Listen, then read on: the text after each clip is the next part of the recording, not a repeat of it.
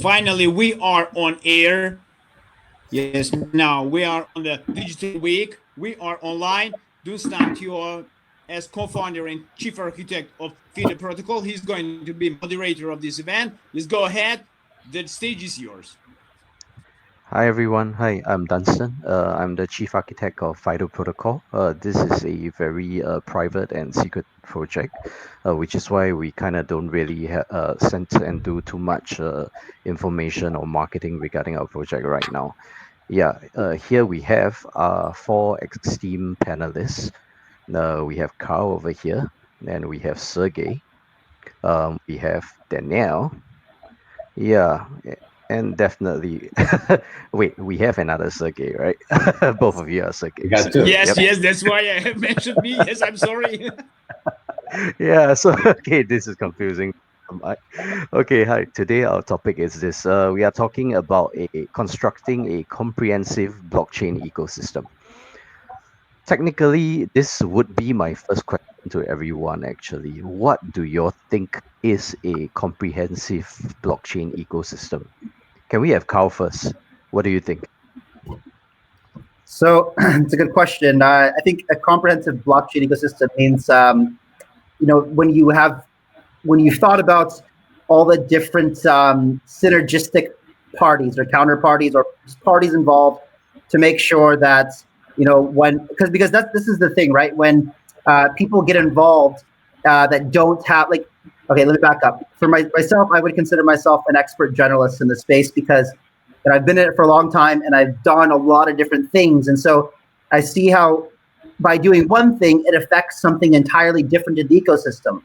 And a lot of people don't see that because they just come in and focus on one thing, but they have no idea, and they usually make the assumption that that this ecosystem can translate directly from Finance 1.0 or traditional systems 1.0.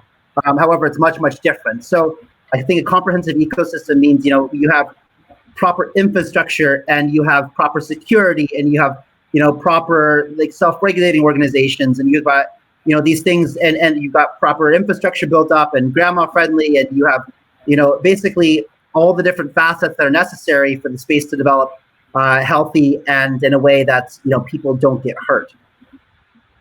Okay, understood. What about you, Sergey? Well, I think that first of all, in the blockchain ecosystem, there has to be players, people who participate, people who develop components for the system, and they have to be properly rewarded. So the protocol has to be designed in such a way that there are people participate. But in order to get people to participate, you have to have some kind of a marketing and ongoing community involvement going on. So you have to also consider that. So it's not just the technology, it's not just the token issues and fundraising and trading, but also people who participate. So it's a community. Definitely. What about you, Danielle? Basically, I think that I agree with the guy, the, because I think first of all, sorry for my English. I come from Italy. You are smiling, but I'm very difficult because I'm not used to speak in English every day. What I think is that we have a little problem in the world now. I tell you why. Because a lot of people is looking for blockchain just for cryptocurrencies, and I think that we need to make a big action to inform people that blockchain is not just cryptocurrencies, but for this it's important to build a comprehensive blockchain system, ecosystem where people can see the real potential of blockchain for safety, security, based on the centralized system. Um, Otherwise, we are continuing to use blockchain just for cryptocurrency trading with speculation, and I think that is very stupid for this. Because the real potential of blockchain is the technology that could be used for public register, for a lot of things that now we are not using. And for this, I'm working on. Okay, understood. So, my own thoughts on blockchain, a comprehensive blockchain ecosystem is this. I think what is happening is most of the blockchain startups in the world actually don't know what they're getting themselves into. Um, put it this way: when they set up their blockchain or when they start creating their own tokens, most of them don't even have an understanding that tokenomics are involved. They don't have an understanding of how exchanges and market makers work. They don't have an understanding of how good marketing and PR work. Now, and let's not just talk about those. What about public and private funding?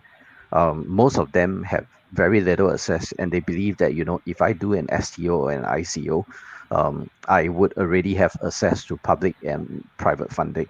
But that generally isn't true, because what they actually have is is access to a group of traders actually, and that actually gives them quite a lot of problems regarding their fundraising mechanisms. And if the exchanges are on their side, that's another problem. So when it comes to a comprehensive blockchain ecosystem, right, we need exchanges to support, we need incubators to support, we need funds, VC funds, we need communities like what you're saying, the public to support. We need mentors in the space to support, but mentors in the space is extremely difficult to find. Either they are elusive, or the ones are actually very public about it are not generally mentors. They are good marketers. Yeah, so this is just some general thoughts that I have regarding that. Yeah, so maybe I'd like to go along to this part of the questions. I would be a bit more sensitive regarding the questions to ask you all. So I'm gonna go to Sergey first. Sergey, you have a blockchain project, right? Yes. Yeah, you're the CTO of a blockchain project. Can you do a short 1-minute introduction about the project itself? Sure. The project is a marketplace, a decentralized marketplace that connects radiologists, imaging centers, and AI companies in the United States. It's built on blockchain for decentralization and recording of all financial transactions that happen between the parties. And MDW, as a platform, takes a fee on every image interpretation that goes through the system. Okay, understood. So it's more of a marketplace for radiologists then. So okay, this one is pretty simple. Now, so this is where I would be going into the whole ecosystem. Now, do you believe that what you are building is a full-fledged blockchain ecosystem? Yes, definitely. Can you elaborate more on that? Sure. Well, it's essentially, we take all the participants. So there is imaging center that takes a scan, like a CT or an MRI or ultrasound scan of a patient, and then delivers it to the marketplace. So any number of radiologists can bid to interpret that and get paid for interpretation. And then the report is returned and money is moved from wallet to wallet. So that's totally complete participation here. And radiologists are not just interpreters and participants, but they also investors. When we issue the security token that underlying the whole thing, radiologists will invest in the platform by buying the tokens, and then they will get bonuses on every interpretation they do on the platform. And that will help bring more business onto the platform. So it's like a virtuous cycle. The more business comes in, the more money they make, the more business they bring in. Okay, understood. I'm gonna ask the other two participants regarding the medical blockchain that Sergey has over here. So, Carl, can I ask you, what do you think? Do you think that this is a full complete blockchain ecosystem, or or maybe give some feedback on what can be done to improve that? Mute button. You're muted. Yes, Carl, you're talking with me? No, Kyle. Das. Carl. Sorry. muted. Okay. So I just want to ask a question first. What is it? Why is a token necessary versus something of just paying with Bitcoin or fiat or something of this nature? There are actually two tokens. One is the payment, the stable coin of $1 that kind of underlies the fees, and the security token represents ownership in the platform, rather ownership in the revenue stream of the platform. Is a first token would you call it a utility token then? Yeah. No. Well, it's actually a stable coin. Okay, so this is a private blockchain. Yes. Okay. It's built on Ethereum for the token, but essentially this will move into a private blockchain for the consortium. Correct.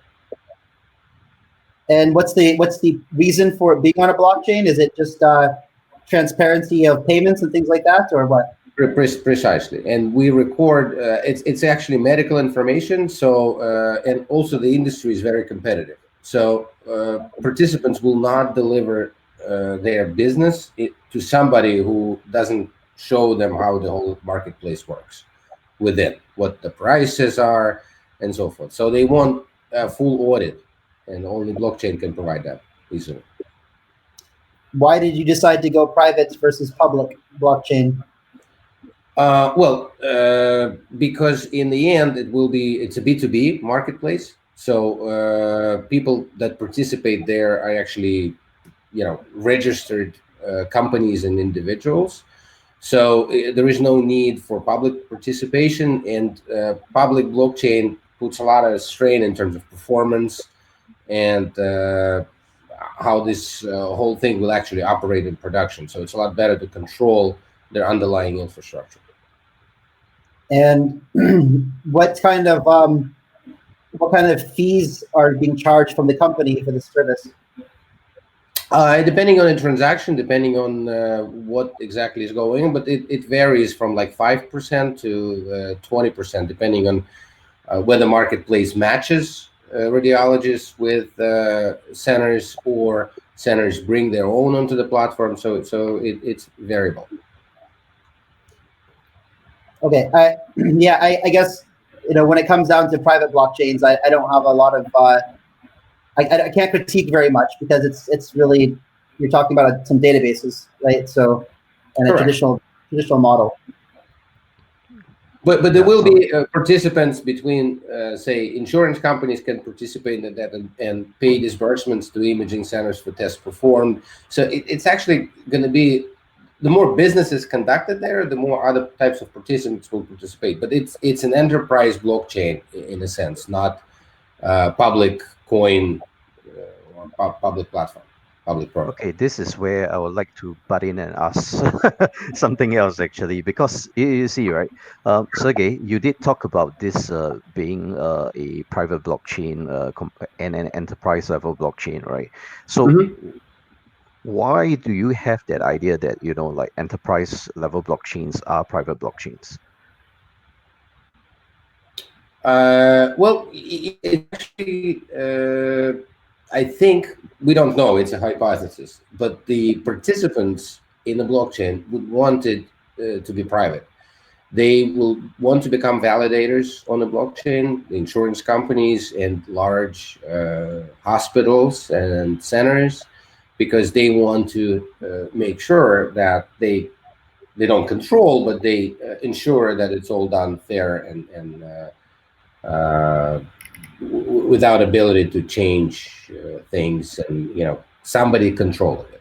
That's wouldn't that invalidate the basic use of a trustless network, a network in which the public, in which even the players, the community, the users can trust? Because if it's gonna be a private blockchain, I think this is where there might be a potential misunderstanding. Maybe not on your side, but it's just on like our industry branding and marketing tangent, actually. Public blockchains, maybe we talk about the most common ones out there. I understand that you did say that they will put a strain on the network itself. Most probably it would be a cost, and most probably it would be transaction speeds and so on. It could also be consensus mechanisms like EOS, for instance, right? So I bet that you all have gone through quite a bit of iterations and blockchains regarding this, but that does not necessarily mean that a private blockchain is a better choice than a public blockchain, actually, because the main gist of having a blockchain is more of a trustless ecosystem. Yes, of course. Correct. It is about building a trustless ecosystem, right? So if that's the case, right, any private blockchain immediately becomes a trusted ecosystem. Oh, maybe here we have a different, I guess, branding and naming. Right. Private does not necessarily mean that one company controls it. Private and enterprise, in this sense, means that only limited number of participants participate in it, and actually, in addition to that, there's more than one, or much more than one party with conflicting interests. So let's say 5 insurance companies, health insurance companies, decide to build their own blockchain to validate claims, and all of them are competitors, all 5, and they all fight for the market share. So neither one trusts each other. But what they want to have is, for any particular geography, to make sure that any provider of healthcare submits claims to that blockchain, and all of them concede at the same time and validate that that indeed is a valid claim for something performed. So that is the point of private blockchain versus like one company controlled to a consortia controlled. So joint interest, but not the same interest. Okay, understood. What about you then? I know that you have a project that technically you are talking about. You have this thing called a DT coin. Am I correct? Yeah, DT coin is correct. DT coin basically is a coin where the value is supported by big data generated by the user. I'm hearing what the guys were saying, and I think that for me, for example, when a user is generating big data during the navigation on web, and I need in my system to redistribute a part of the value of the big data generated for the users, I need a decentralized system for privacy and security. Imagine, for example, anytime you go on Facebook or Google, and as you can see by yourself, if you search something on Google, after just a few minutes, you can see the promotional post on Facebook, because Google already sold the data to Facebook. What I'm doing is this. In my ecosystem, using my tools, when people go online and is releasing a lot of big data every day, these big data are sold to the company that need this big data to buy, that are obligated to buy it using my coin. And a part of the value is redistributed to the member of the community that is generating this data. For this, I'm developing a decentralized blockchain in Quorum based. Quorum, as you know, is a part of Ethereum system, and I'm creating a new concept that we named the crypto ID. What is the crypto ID? And for this, I'm curious about medical information of the guy. Okay, so this is a question that I'd like to shoot to you actually, Daniel. Because through the crypto ID is imagine like a box where you can put inside all your data information, but under the cryptography of blockchain in a decentralized system. So you can be sure that all your data are not public or easy to read, of course. And I think. Can I ask you, Daniel? Sorry. Yeah. I'd like to ask you one question actually. Yeah. Why is it that you have chosen to use Quorum? Quorum because it's more fast and more green. I tell you why. To analysis and form big data, we need, of course, a big capacity of data storage. Quorum is very, very fast. If you think that can have around 10,000 transactions per second, and if you think that in my system the transactions are not just coins but are data storage in a crypto ID for any user, it's very important that it be very, very fast. Also, quorum based is very green because the energy power you need to work is very Minimal in that less. sense. Yeah, why not use Storj, Filecoin, or Datum? Why? Sorry. Why not use Storj, Filecoin, or Datum in when it comes to choosing your blockchain infrastructure? Actually, because it does look like based on of your website and your data that you have provided, it does look like these three are a better fit rather than Quorum. To be honest, the only benefit that Quorum has to your current infrastructure is actually just transaction speeds, which does not necessarily correlate to storing of data and picking up the data record time actually, because the architecture but is you not have to suitable understand for that. No, but I want to explain you that we were starting with the base of Quorum, and we developed a new blockchain system named Quared with a new concept of consensus, for example. And this because it was necessary to build the what I'm trying to telling you, that is the crypto ID, and you have to imagine the crypto ID like an identity card for any data you are generating every day online. So for this, we are using our technology Quared, the decentralized system based on Quorum, because my developer saw in this the real opportunity to have this crypto ID concept. Okay, understood. Okay, Carl, I'm actually going back to you. I know that you have built quite a lot of interesting infrastructures, actually, like an incubator sort of infrastructure, accelerator, lifestyle, a cryptocurrency style sort of place.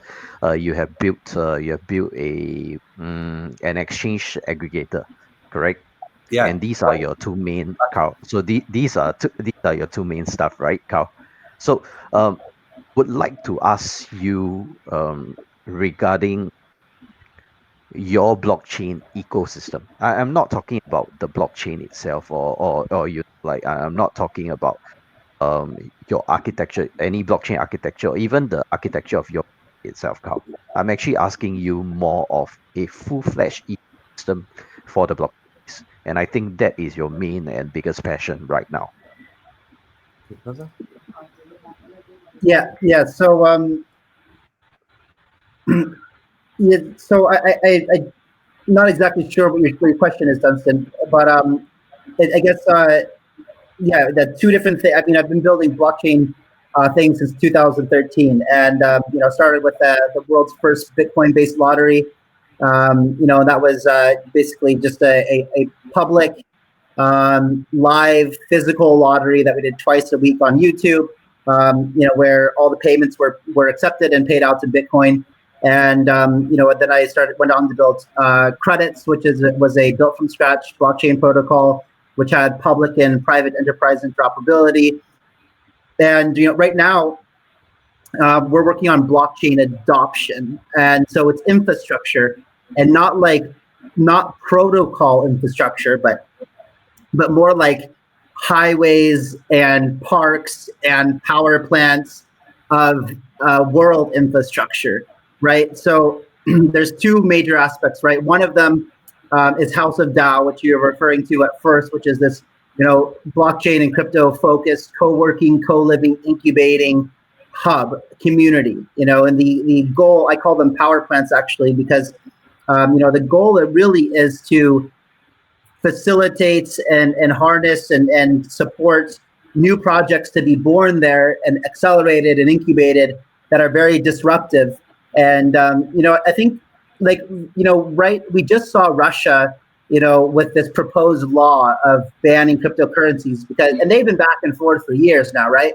But I've always told people there's going to be a day when we essentially go to war, because the people who have held all the power in the world, they've for a long time, they kind of thought of this crypto and blockchain thing as something that would probably go away one day. And now they're starting to realize that it's not going away, and it's really, really threatening their power, right? And their fiat systems, monetary systems, governance systems. And so I've always said that, there's going to be a day when they're going to push back hard. And we saw that in a way in 2017. We had the bull market, which it was overinflated and overbought, but we had the CME come out and legalize the futures of Bitcoin in order to allow shorts to happen, because they said we needed something to tame the market, and that's what happened basically, right? This is why we had all the short sellers come in, short the market, and that was the end of 2017 bull run.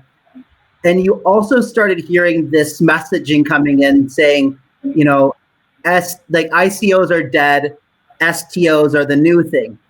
And that's a very specific messaging, right? That whole thing is coordinated. Basically what they're saying is, hey, crowdfunding's okay, but what's not okay is doing something without asking for permission first, right? That's exactly the only difference between an STO and an ICO, is that an STO, you have to get permission to do it first, pay your taxes, and make sure it's not too disruptive, And so this was very, very carefully architected messaging that was implemented into everybody's brain. And I think it went largely unnoticed. People just kind of, went on to, you started hearing this thing, and then you also heard blockchain, not Bitcoin, blockchain, not crypto. And I think that this is what could happen if we don't have a massive amount of disruptive technology coming out that doesn't allow these banks and authorities to get ahead of things.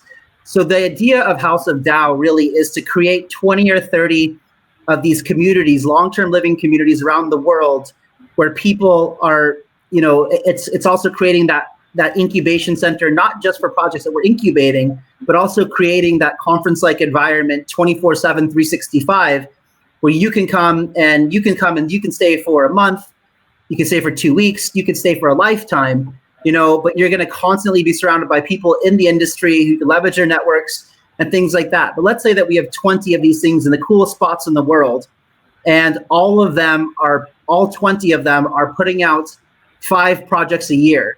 So now you have 100 projects that are being produced just from House of DAO network that are all disruptive.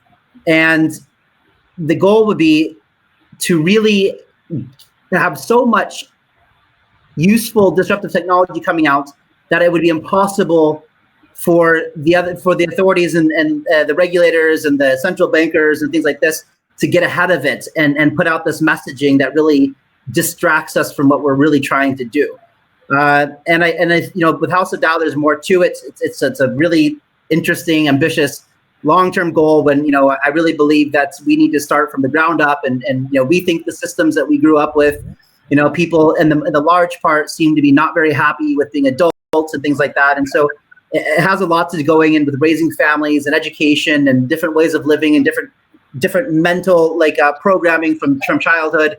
And things like being an architect of your own life and things like that, right? Things that I think everyone in this space probably already understands, but some people in the old world haven't really caught on to this yet. So that's House of DAO, and then Crypto Exchange Alliance, and House of DAO is my passion project, and this is something that will be ran eventually with a DAO structure. Ran on, I'm not sure. Right now it's completely blockchain agnostic. I have no idea what we'll put it on at some time, and but it will be a DAO structure. There will be a token economy. There'll be, plenty of use cases for it within this ecosystem. There'll be the governance is almost one of the most interesting things about it, right? Because, it's the Bitcoin approach at a new world. It's showing people that there's a different way to live life, and where you've got transparency, you've got voting on blockchain, you've got different types of voting mechanisms.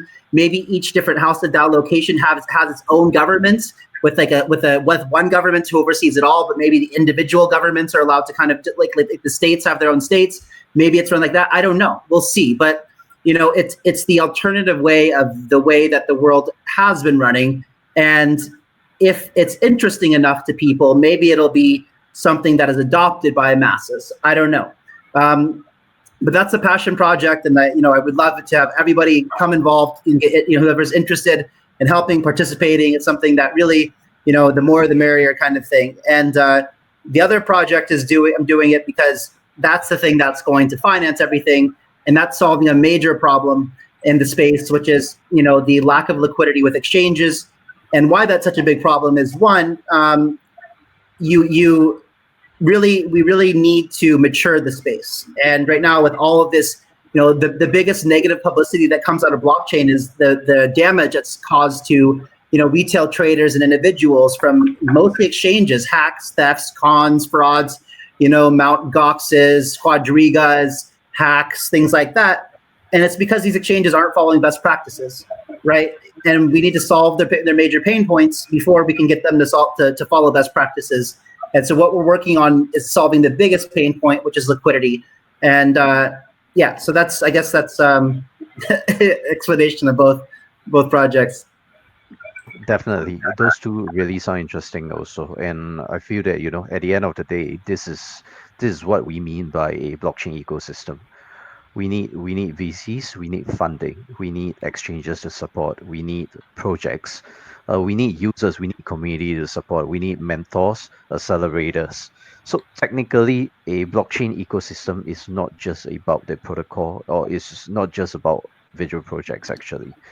And honestly, what I see that's missing right now is interoperability between the different blockchains. Everybody wants to build a different blockchain. They want to build. They don't want to use somebody else's service.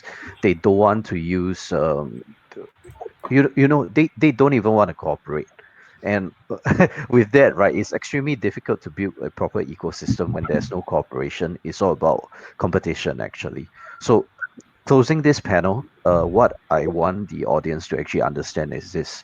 Blockchain is actually a trustless system, but more importantly, it actually allows us to find ways to corroborate, to collaborate together, and to work together actually, to form a full, complete ecosystem. And that is something that I hope the public actually sees, the projects panel actually sees, and that new collaborations can be formed from this.